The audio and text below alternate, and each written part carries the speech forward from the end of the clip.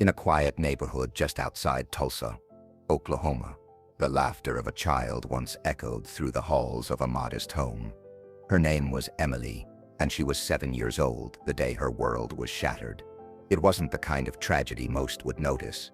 It wasn't a car accident or a house fire. But for Emily, it was just as devastating. Her dog Max was gone. 1 minute, the bouncy golden retriever was playing in the backyard, chasing butterflies beneath the warm sun.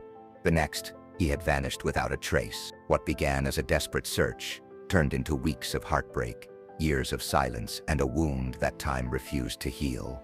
But nearly 8 years later, an unexpected phone call changed everything. What you're about to hear is not just a story about a missing pet. It's a story about loyalty, betrayal, heartbreak, and most of all, hope.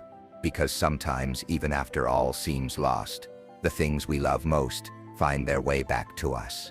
This is the shocking reunion of Max and Emily. The sun had just begun to rise over the quiet, tree-lined streets of Meadowbrook, a small suburban neighborhood where time seemed to slow and every family knew the names of their neighbors. Kids rode bikes along the cul-de-sac, front yards were trimmed with loving precision, and dogs there were many barked cheerfully behind white picket fences or walked alongside their owners, tails wagging in joy. For Amanda Rowe, this sleepy corner of town was more than home.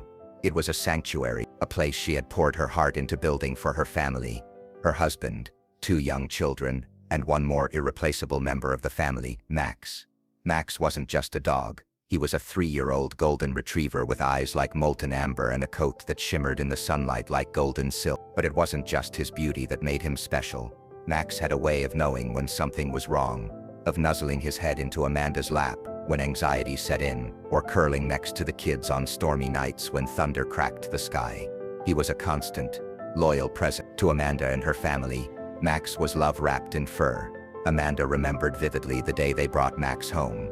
He was just a ball of fluff, back then, the runt of the litter. She had chosen him because of the way he sat quietly at the back of the kennel, eyes watching intently, as though already understanding the weight of the world. From the very first day, Max settled into their lives like he had always belonged. He was there for the kids' first days of school, family Christmas mornings, and quiet evenings on the porch, when Amanda felt overwhelmed and needed a gentle soul by her side. But what began as another ordinary spring morning on April 17 would soon spiral into Amanda's worst nightmare. She had just returned from dropping the kids off at school. The coffee pot gurgled behind her as she stood in the kitchen scrolling through emails, Max dozing lazily in a sunbeam by the back door. Birds chirped, and everything felt perfect, until it didn't. It started with a knock, 3 quick raps at the front door. Amanda frowned. It was too early for deliveries and she wasn't expecting anyone. Wiping her hands on a dish towel, she walked to the front and peered through the window. A man stood on the porch, mid-30s, average build, wearing a cap pulled low over his face. Nothing about him stood out, yet Amanda's gut tightened. She opened the door halfway. "Can I help you?" The man smiled, too quickly.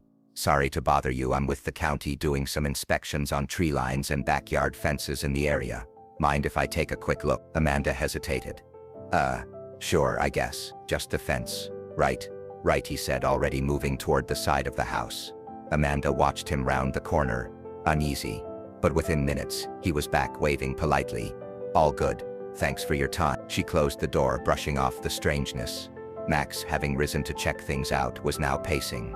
She reached down to ruffle his ears. "It's okay, buddy. Just some guy doing his job."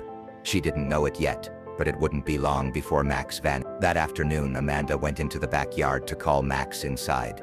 He wasn't there. She checked under the deck, behind the bushes, nothing. Thinking he may have wandered into the front yard, she walked around the house, calling his name. Still nothing. Panic prickled her skin. She ran inside, checked the doors. The gate latch in the backyard was unhooked. Her heart sank. Amanda's mind raced through possibilities. Did someone forget to latch it after mowing the lawn?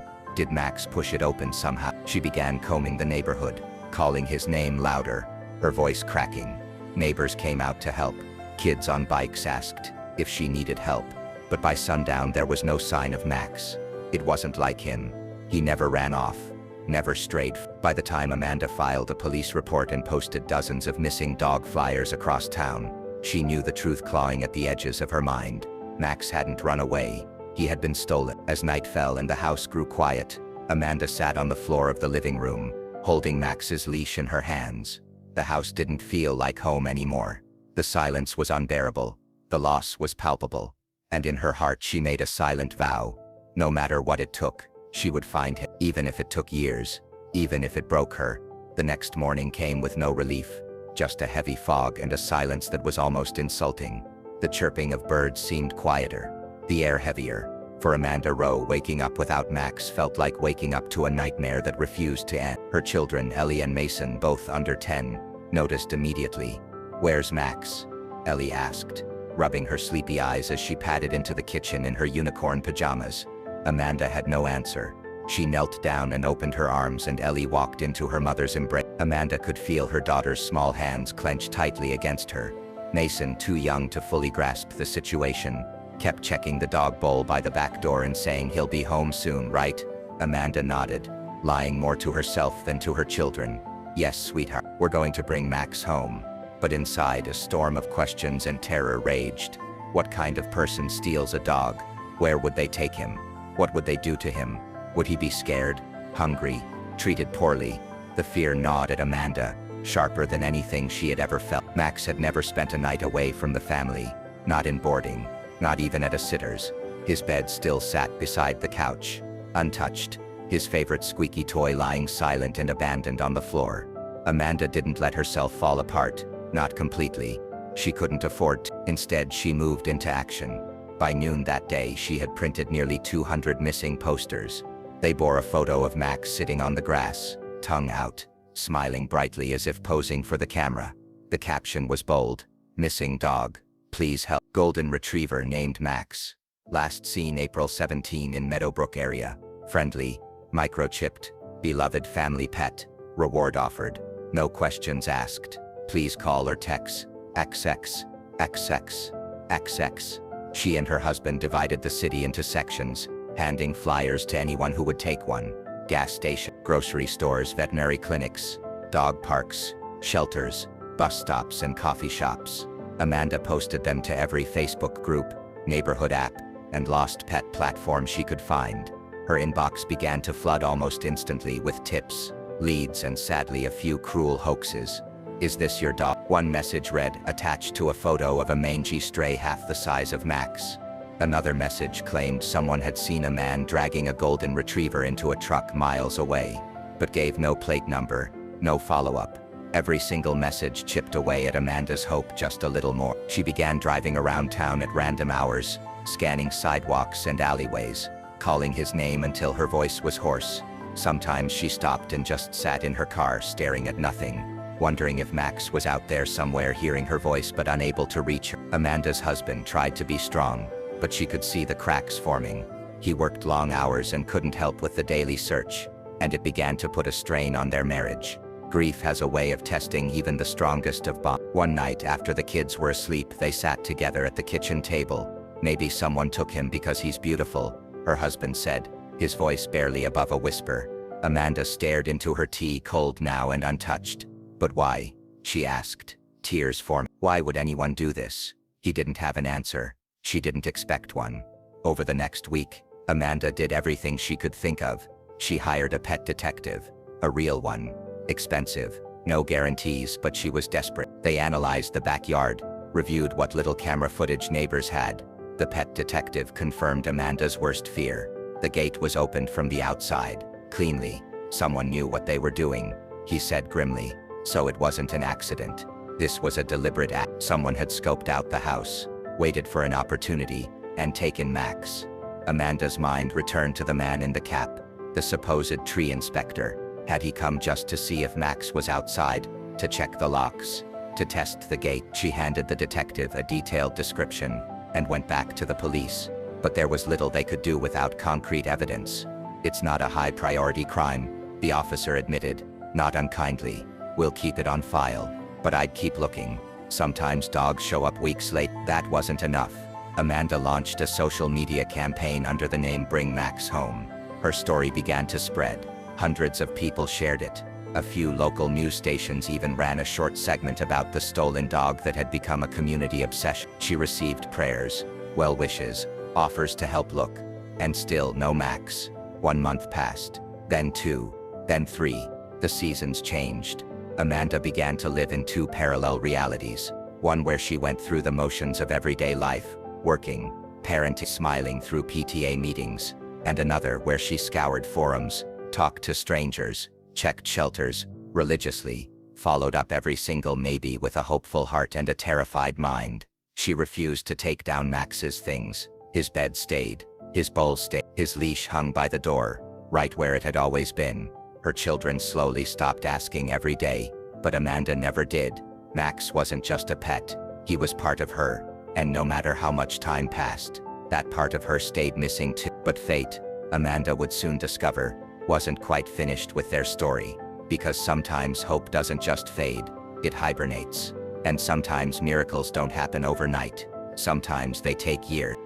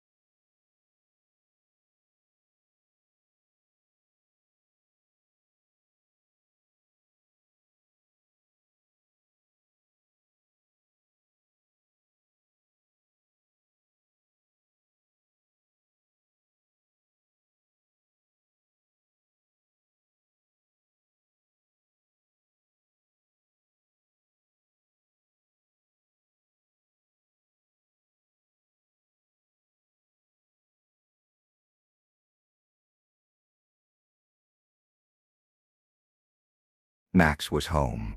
But coming home and healing from the past were two very different things. As Amanda and her family pulled into their driveway, a strange hush settled over the car. The children, so energetic hours earlier, now sat silently in the back seat, staring at Max, nestled in the back with a blanket draped over him. His eyes were half closed, exhausted but trusting. Every so often he lifted his head to glance at Amanda as if to make sure she was still there, still real. Inside the house, everything felt surreal. Amanda had kept Max's things all these years. His old dog bed still sat in the corner of the living room, and his favorite chew toy, now worn and sun-bleached, rested on a shelf above the fireplace. She had never had the heart to throw them away. As she placed the dog bed near the hearth again, Max slowly walked over and sniffed it. A small noise escaped his throat. It wasn't a bark, not even a whine, just a soft exhale, almost like relief. He circled the bed once and lay down. The family gathered around him, watching. He looked different, thinner. His once bright coat, dulled and matted in spots. A long scar stretched along his hind leg. Amanda hadn't seen it until they stopped for gas earlier, and Max had stepped out to stretch. "Where did you get that, boy?" she whispered, gently running her fingers over it. He didn't flinch, but the look in his eyes darkened. Pain flickered there. Memories he could not describe, but could never forget. The vet visit the next day confirmed what Amanda feared. Max had been through trauma, severe neglect, possibly even abuse. He had old healed fractures in one rib, and his rear leg. His paws were calloused in a way that suggested long-distance walking, maybe even running on hot asphalt. He had ticks embedded in places the shelter hadn't reached, and signs of malnourishment. The vet, Dr. Hargrove, an older man with kind eyes, sighed as he examined Max. "He's lucky to be alive," he said softly, looking up at Amanda. "Most dogs that go through what he did, they don't make it." Amanda clenched her fists. Who could do this? Who keeps a dog that isn't theirs and treats it like this? Hargrove offered no answer, just a sympathetic look. Max needed care, antibiotics, vitamins, plenty of hydration and rest. But what he needed most of all was time and patience. In the weeks that followed, Max began to slowly settle in, but it wasn't the same as before. Gone was the boisterous golden retriever, who used to chase tennis balls across the yard like his life depended on it. Gone was the dog who once barked with excitement at the mailman, or leapt onto Amanda's lap during thunderstorms. This Max was quieter, watchful, reserved. He followed Amanda everywhere, not frantically, but with a silent kind of loyalty, as if afraid she might disappear if he blinked. At night he refused to sleep alone. He would curl up by the foot of her bed, sometimes whimpering in his sleep. Amanda would often wake to the sound of his restless dreaming. He'd twitch, growl softly, then let out a quiet, sorrowful cry. The dreams haunted him. One night, Amanda couldn't take it anymore. She lay down beside him, stroking his fur until the whimpering subsided. Her tears soaked into his coat. "I'm so sorry," she whispered. "I'm sorry I wasn't there. I'm sorry I didn't find you sooner."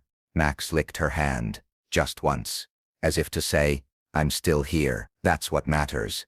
Despite the trauma, Amanda saw flashes of the old man. One morning, Ellie ran through the backyard, pretending to be a fairy princess, her little wings flapping behind her. Max, watching from the porch, lifted his head, and then slowly stood and trotted after her. It wasn't fast, it wasn't playful, but it was something. Ellie laughed and called to him. He responded with a low bark. That afternoon, Amanda caught him sitting beside Mason on the couch, his head in the boy's lap as they watched cartoons. Max didn't move for almost an hour, but his tail thumped twice. Healing had begun, but it wasn't linear. There were setbacks. One day, a delivery driver slammed his van door too loudly. Max bolted under the kitchen table and stayed there, trembling for nearly an hour. It took Amanda sitting quietly beside him, not touching, not speaking, just being there to coax him out. Another time, a neighbor's dog barked aggressively through the fence. Max didn't bark back. He froze, then turned and walked slowly inside, tail tucked, as if to say, "I'm not ready for this yet." Amanda found herself Googling things like trauma in dogs and how long does it take for rescue dogs to trust again. She joined online forums, asked questions, read articles. Everyone said the same thing: time, love, and consistency. So, she gave him all three. She cleared her schedule. She took him on short walks, speaking softly. She let him lie beside her as she worked on her laptop. She even started playing piano again. Soft songs, the kind she used to play when Max was a puppy. Sometimes he'd rest his head on her foot, eyes half closed as if the music carried him somewhere safer. Amanda also started keeping a journal, something she hadn't done since college. She wrote about Max's return, his progress, his setbacks, his scar. One entry read, "He still sleeps with his back to the wall, like he needs to know no one's behind him. I wonder what happened during those missing years. I'll never really know, will I? But I can show him every day that those years are over. He's safe now. He's home." But one question haunted her most of all. Where had Max been all that time? What happened between the moment he vanished from their backyard to that dusty road in Tennessee 3 years later? She needed answers, and soon a chance clue would start unraveling the mystery. The question refused to let Amanda sleep. Where had Max been? How had he gone from a neatly fenced suburban backyard to a rural shelter hundreds of miles away? What happened in that silent chasm between disappearance and reunion? Who had taken him? And why? Amanda had accepted Max's return as a miracle, but miracles often leave shadows behind. Her mind couldn't rest until she chased every thread. It started with something small, an instinct.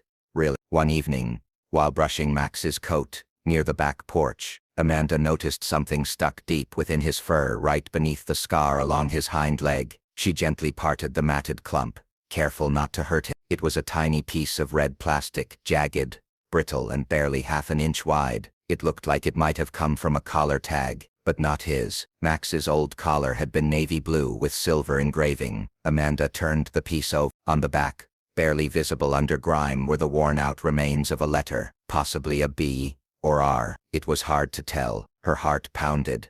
What was this? A clue to where he had been. She placed it into a small Ziploc bag, labeled it, and tucked it into her desk drawer. That night, she couldn't stop thinking about the scar. Dr. Hargrove had said the break in Max's leg had been an old fracture, healed without proper veterinary attention. Amanda replayed those words over and over. That wasn't an accident. That was neglect. She knew people who took in dogs but treated them like possessions, chained, ignored or worse. But Max had vanished from a suburban neighborhood. He hadn't simply wandered away. He had been taken, stolen. Amanda dug out the police report from the night Max disappeared. She still remembered the chaos, how they had searched the streets, filed a report, begged neighbors for surveillance footage. One neighbor had mentioned seeing a white pickup truck parked near the corner around the time Max went missing, but no one had thought much of it. It was a dead end. But now it wasn't just a mystery. It was personal. Amanda began combing through local Facebook groups, revisiting old posts about lost dogs. She even found the original post she'd made about Max with hundreds of shares and comments. One thread caught her eye. An anonymous comment from an old account. Saw a golden retriever in a truck, matching this one headed south on 81 a few weeks ago. Couldn't get a plate. Might be worth checking into. Amanda had seen the comment at the time, but the vagueness had discouraged her. Now it seemed like a flashing beacon. Highway 81, southbound. Max had somehow ended up in Tennessee. Could it be connected? Her husband suggested reaching out to a private investigator, a former police officer who specialized in pet recovery cases. Amanda hesitated. Wouldn't it be too late? But her desire for closure burned stronger than her doubts. She called the PI. His name was Dan Ortiz, a soft-spoken but sharp-eyed man in his early 50s. He listened carefully as Amanda recounted everything.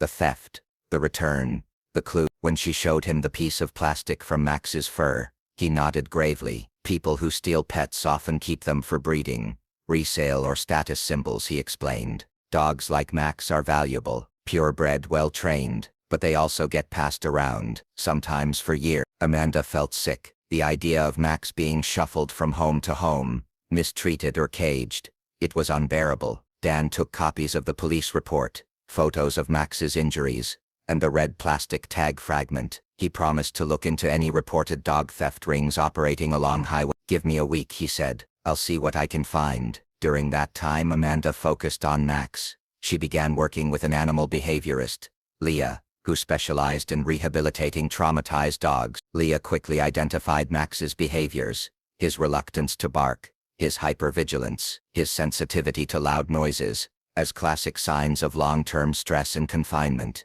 He's been through something institutional, she said. Maybe caged, maybe kennelled for too long. It's not just fear, it's learned silence, learned helplessness. Amanda blinked. Learned helplessness. It's when an animal believes there's no escape, so they stop trying, even when freedom is possible. Max is coming out of it, but it takes time. Every word stabbed at Amanda's heart, but slowly. Max was changing. He barked once, just once, when the mail carrier stepped on the porch. Amanda nearly cried at the sound. One day Ellie dropped a plate in the kitchen. Max flinched, but didn't run. Progress. Then a week later Dan Ortiz called. I found something, he said. You're going to want to sit down. Amanda's stomach tightened. Dan explained that a man named Bryce Nolan, known for operating an illegal backyard breeding ring in Knoxville, Tennessee, had recently been arrested. He had a long record, multiple violations for animal cruelty, illegal sales, and fraudulent pet registrations. Authorities raided his property 6 months before Max was found. Several dogs were seized. Others had escaped during the chaos. Among the rescued dogs was a golden retriever, but that one had already been adopted by the time Max resurfaced. But here was the bombshell. Bryce's property was less than 30 miles from where Max had been found, and he had once owned a white pickup truck. Amanda's throat went dry. Dan continued. We can't confirm he had Max, but the timelines match, the location matches, and a vet tech from the shelter remembered a dog fitting Max's description, wandering around that area weeks after the bust. The red tag fragment. According to Dan, Bryce had used cheap red collar tags to falsely identify the dogs he owned. Some of them were simply marked with letters or numbers. The B Amanda found, possibly Bryce's initial. Amanda sat in silence. It wasn't conclusive, but it was enough. Max had likely been stolen, sold or passed to Bryce, and kept in poor conditions, possibly as a breeding stud or just another asset. When the operation collapsed, Max escaped, alone, injured, and somehow through willpower or fate he wandered into the path of a kind stranger who turned him in. Amanda whispered through clenched teeth. He survived hell, Dan said softly. Most don't. Amanda thanked him, her voice cracking. That night, as Max lay by the fire, Amanda sat beside him. She stroked his head slowly, tears running silently down her cheek. You're the strongest soul I've ever met, she whispered, and I'll never let anyone hurt you again. Max leaned into her touch, eyes warm, breathing slow. He didn't need to understand the words. He already knew. The truth had brought Amanda closure, but also heartbreak. Max had been through something no creature should ever endure. The scars were no longer just physical. They were embedded deep in his spirit.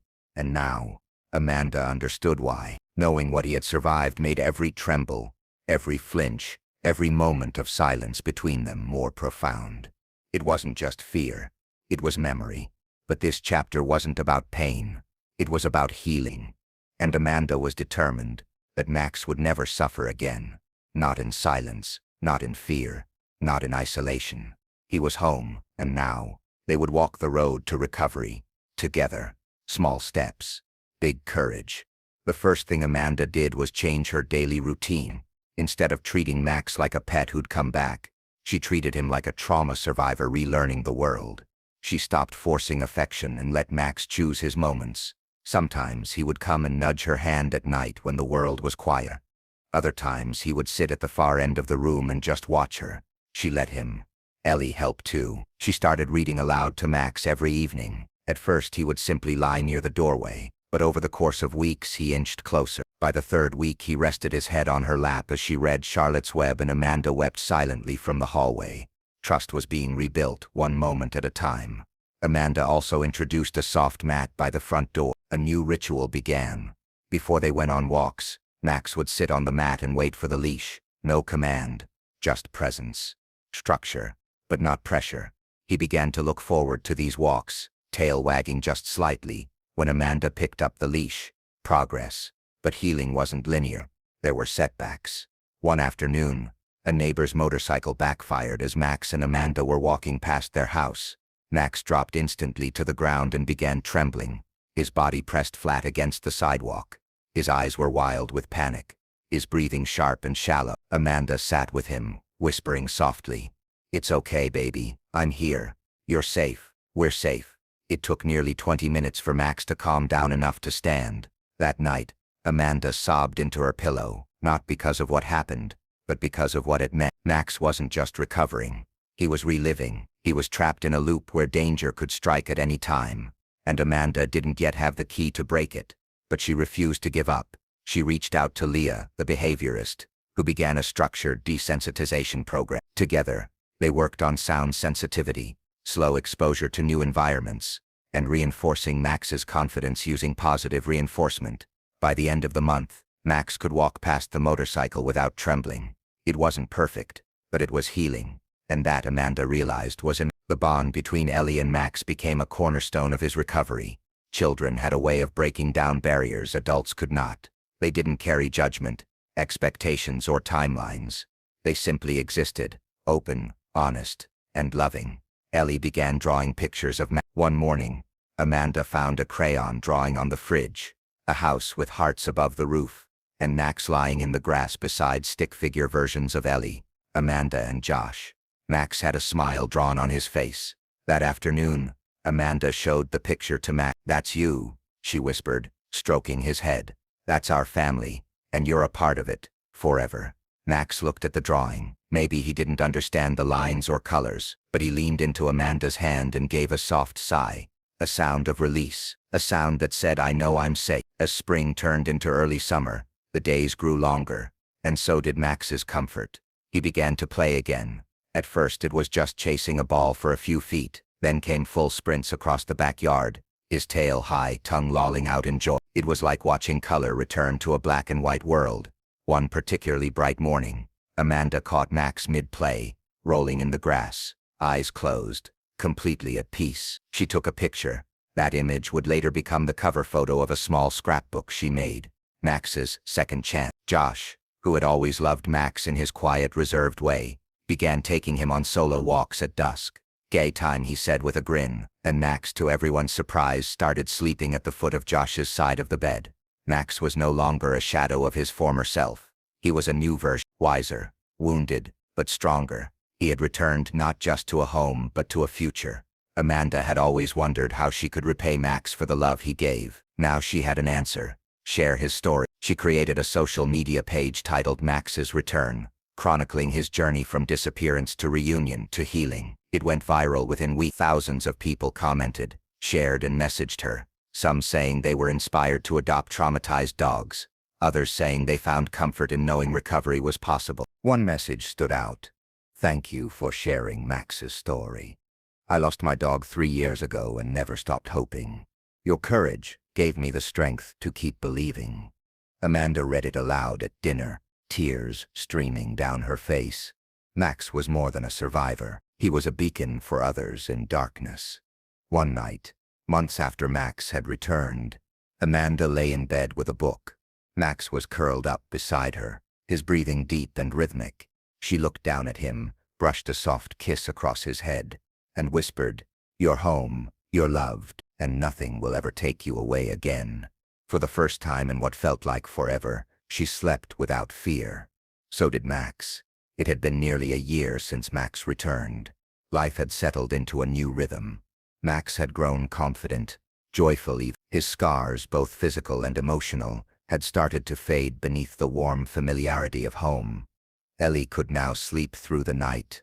Amanda no longer checked the locks 3 times before bed. Josh had built a small wooden sign above Max's feeding station. "Home is where the dog is." Then one Tuesday afternoon, while Amanda was folding laundry in the living room, there was a knock on the door. It was firm. 2 short raps, deliberate and steady. She paused, instincts kicking in.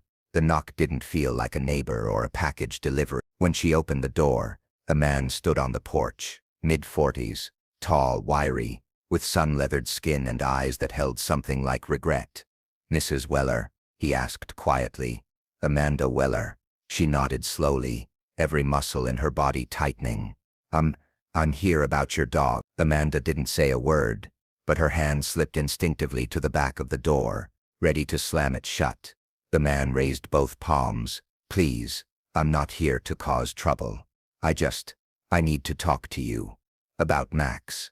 At the sound of his name, Max trotted in from the hallway. He stopped mid-stride and locked eyes with the man, and then something strange happened. Max growled, a low, deep growl that Amanda had never heard before. His hackles rose. She'd seen Max scared. She'd seen him withdrawn, but she had never seen him this furious. The man flinched. "I deserve that," he muttered. "I deserve a lot worse." Amanda stepped outside and closed the door behind her.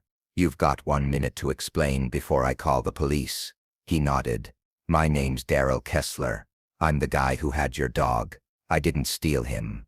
Not exactly, but I didn't give him back either. And I need you to know why." Daryl sat on the edge of her porch. Amanda stayed standing.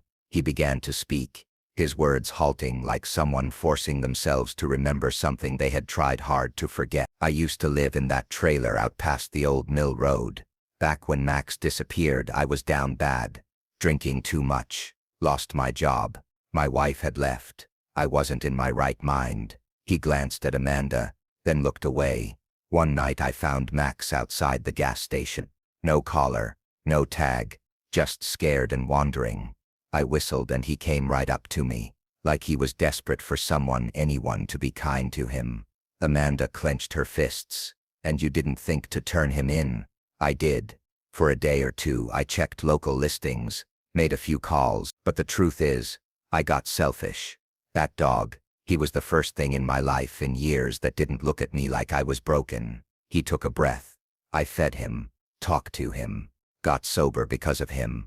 I started walking again, eating better. I owe Max more than I can ever say." Amanda's heart was a battlefield. Anger clashed with something else, something that felt like reluctant understanding. "But I knew," Daryl continued. "Deep down, he wasn't mine. And when that fire broke out and we lost the trailer, I let him go. I didn't chase after him. I thought maybe he'd find his way back to where he belonged." Amanda blinked. "So it was you. You were the man the shelter said had Max. You signed a false name on the drop-off form." He nodded. "Yeah, because I was ashamed. Still, I didn't come here to ask forgiveness," Daryl said, standing now, wringing his hands. "I just needed you to know. I'm sorry, I'm truly sorry. I loved him, but he was never mine to keep." Amanda looked at him long and hard. For a moment, no words passed between them, just the sound of the wind rustling the leaves, just the weight of an impossible situation. Then she asked, "Why now? Why come here after all this time?" Daryl looked down. "Because I got clean. Been in recovery for nearly a year. And part of that is making amends." He reached into his jacket pocket and pulled out a folded piece of paper. "I wrote this to Max. I know that sounds crazy, but he changed my life." Amanda didn't take the letter. She didn't know if she could. "I'll leave it," he said, placing it gently on the porch rail. "Whatever you decide. Thank you for giving him the life he deserved." With that, he turned and walked down the driveway, shoulders hunched, disappearing into the horizon. That night, after Ellie had gone to bed and the house was quiet, Amanda opened the note. It read, "Max, you were my lifeline. I don't know how to explain what your presence did for me. You reminded me of who I wanted to be. I'm sorry I took you away from your real family. That was wrong. But you gave me the strength to get clean, to try again. Thank you for that. Thank you for every day you stayed by my side. I hope you're happy. You deserve everything good. Daryl." Amanda read it twice, then a third time. She looked at Max, sleeping soundly by the fireplace, his body curled into a gentle crescent. Safe, loved, whole, and she whispered, "You saved 2 lives, didn't you?" The next day, Amanda posted Daryl's letter on the Max's return page with his permission. She titled the post, "Not all villains wear chains. Some just need healing." It exploded online. People commented with their own stories of redemption, of animals that changed lives, of mistakes made and forgiveness found. Amanda didn't condone what Daryl had done, but she acknowledged the humanity in it, because at the heart of Max's story was something deeper than pain or even joy. It was transformation. From the day Max disappeared, this family lived in quiet heartbreak, an ache that only grew heavier with every unanswered question, every empty backyard, every silent night. But against all odds, that ache was answered through unwavering love, tireless persistence, and a little spark of fate. Max found his way back. What was once a stolen companion became a symbol of something greater: hope.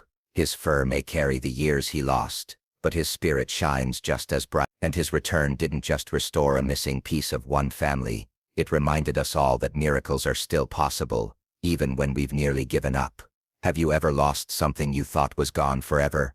A pet, a memory, a piece of yourself. If this story stirred something in you, if it reminded you of your own Max, we'd love to hear it. Share your story in the comments below. Like, subscribe, and help us tell more stories that prove, even in the darkest times, that love never stops searching.